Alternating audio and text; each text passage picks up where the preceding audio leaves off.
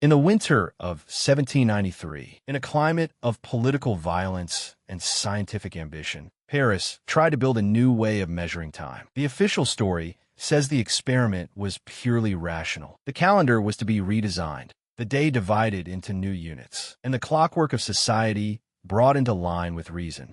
The names changed, the arithmetic changed, and the streets kept moving, because people still needed to wake, work, and obey. Yet there is an anomaly that refuses to behave like a footnote. In the records, there appears a device described as a clock that could not exist, an instrument that supposedly measured time without repeating the same cycle of divisions, as if the day were not a loop but a flowing path.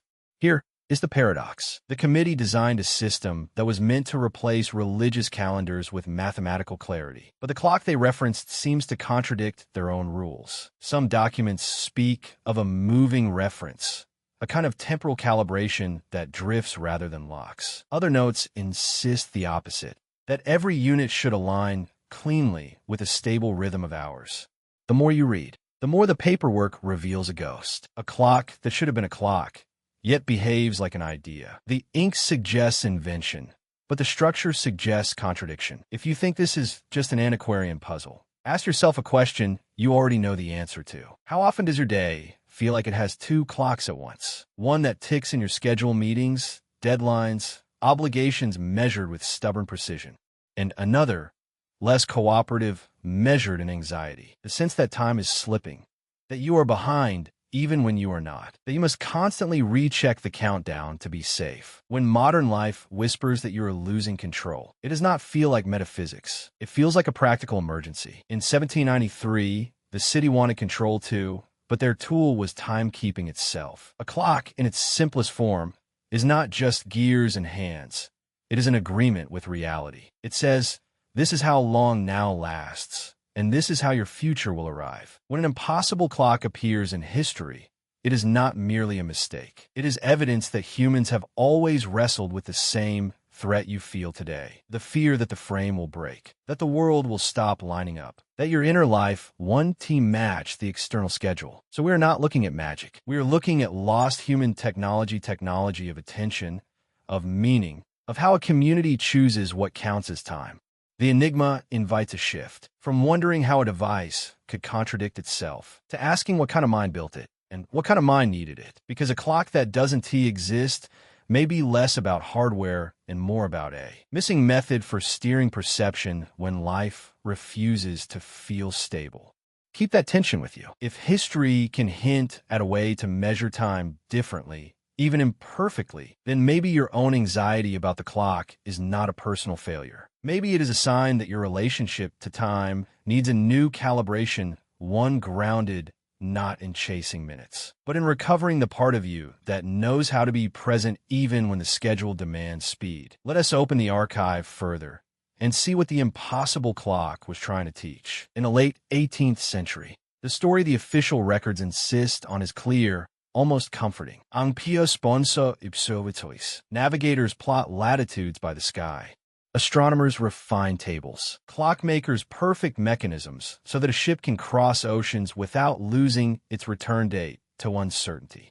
In 1793, in 1794, in the decades around them, time is treated as a tool of governance, a way to synchronize harbors, courts, markets, and armies. The narrative is always the same shape. Innovation arrives, measurements improve, and the world becomes legible. But then the documents start to argue with each other, like neighbors who remember the same night in different weather. A report from one city gives a date and a method. A second manuscript preserves a measurement, yet the number refuses to match the method named in the margin. A third source describes the device in confident language, while a later catalog lists it with a different reference standard. Even when the handwriting is consistent, the logic isn't, something that should calibrate cleanly, is behaving like a lens that has been swapped between drafts. This is where the Buraco no Mayo opens. Not a dramatic missing artifact you can hold up to the light, but an absence of process. We don't just lose objects. We lose the chain of decisions that produce the numbers. Some instruments were recalibrated and logged privately. Some measurements were archived as summaries, not originals, so the experimental steps evaporated. Trade routes, scattered components. Workshops closed. Wars redirected budgets. And when the surviving texts are compared, you find the same pattern again and again. Units described one way in one year, reinterpreted another way in the next. There's also the problem of standards and idea that sounds bureaucratic until you feel in your body. A day was not always measured with the same definition. Some schedules tracked local solar time. Others relied on astronomical conventions, and some scribes used conversions they did not fully justify. A second is not a single physical object. It is a relationship between a chosen reference and the observer's ability to keep that relationship steady. When those references shift without warning, the record looks like a contradiction, even if no one meant to lie. In the official history, the innovation is portrayed like a straight road, yet the archive shows a detour hidden under the pavement. A city's observatory might claim it corrected a drift by a particular technique, while a neighboring report implies no correction was made until years later. The same improvement appears simultaneously in incompatible forms. And when you trace who had access to which workshop notes, you notice the documentary shadow, incomplete permissions, missing ledgers, and fragile materials that simply did not survive. That is the investigative paradox. The world is supposedly aligning, but the paper trail is wobbling. The numbers should converge, yet they don't. The device should prove its maker's mastery, yet the documentation can't explain its own output. Somewhere in the gap between what happened and what was recorded, a method disappears.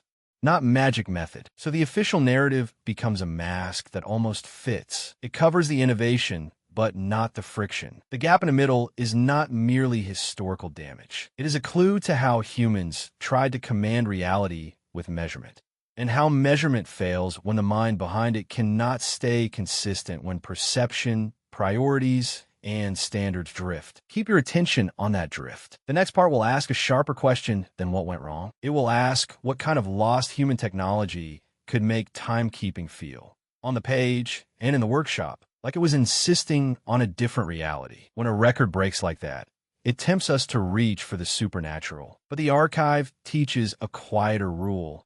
Impossibilities usually don't come from enchantment. They come from training of attention, training of discipline, training of what the mind allows itself to notice. Think of what an observatory or a workshop actually relies on.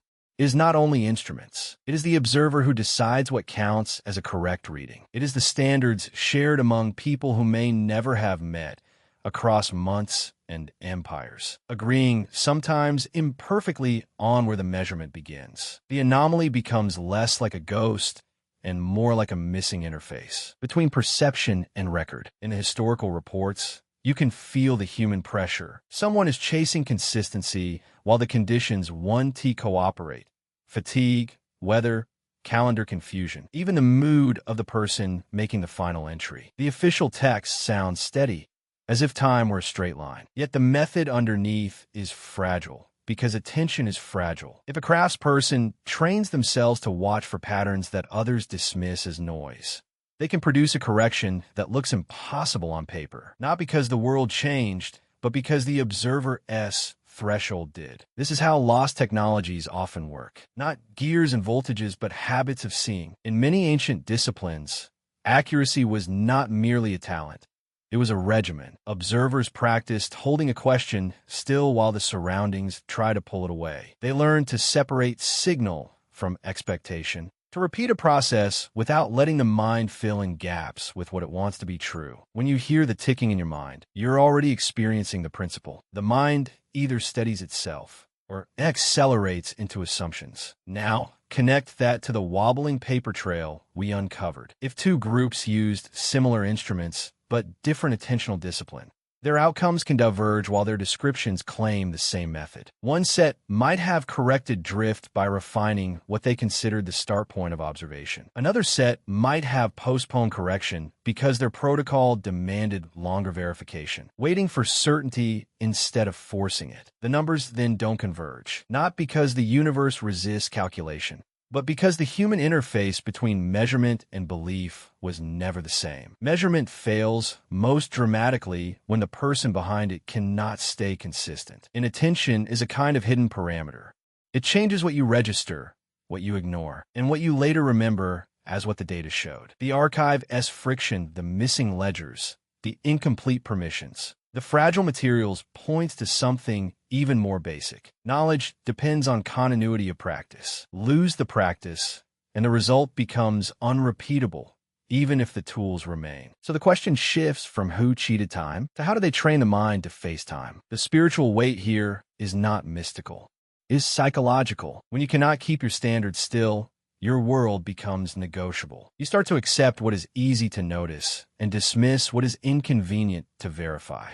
That's the modern temptation, dressed in different clothing, distraction that edits reality in real time, anxiety that rewrites the meaning of small delays, and busyness that turns attention into a revolving door. Try to feel what this implies for today. You don't need an ancient observatory to experience drift. Your own attention can slide without you noticing. And the official narrative of your day, what you believe happened, what you think you decided, what you claim to have measured can wobble, just like those reports. The archive is telling you that method lives in the mind first. Keep this idea close as we move on.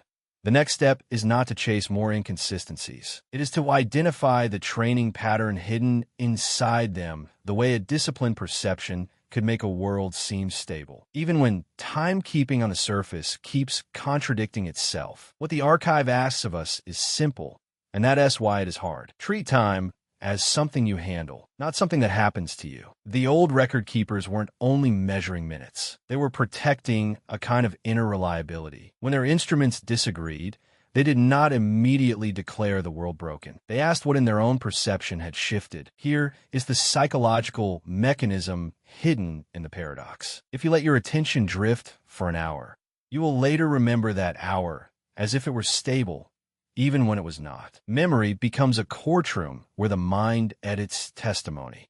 Anxiety, too, has a way of rewriting delays into danger, turning a small lag into a verdict about your life. Busyness completes the trick by making you feel productive while your standards quietly dissolve. So we return to the most practical form of reverence, a daily gesture of care for attention. Choose 1 minute today where you will not negotiate with your phone, your tabs, or your stream of interruptions. Sit still enough to notice your breathing, not to control it, only to witness it. Then look at a single detail in front of you. Something ordinary, a page edge, a mug's shadow, the grain of wood, and stay with it until your mind stops jumping. That tiny discipline is how you use time with care without needing a telescope. If you do this once a day, you build continuity. You give your mind a reference point that doesn't change every time the world gets loud. And the spiritual lesson is that the present is not merely a moment. It is a practice. The archive survives because someone repeated the method when no one was watching, and because the method was trained to be repeatable. Now imagine a circle of seekers, silent but present people who don't argue about truth as performance, but train perception as responsibility. Your invitation is not to join a crowd of noise, but to join a discipline you can carry. Let your minute of attention be a vote for the reality you want to live in.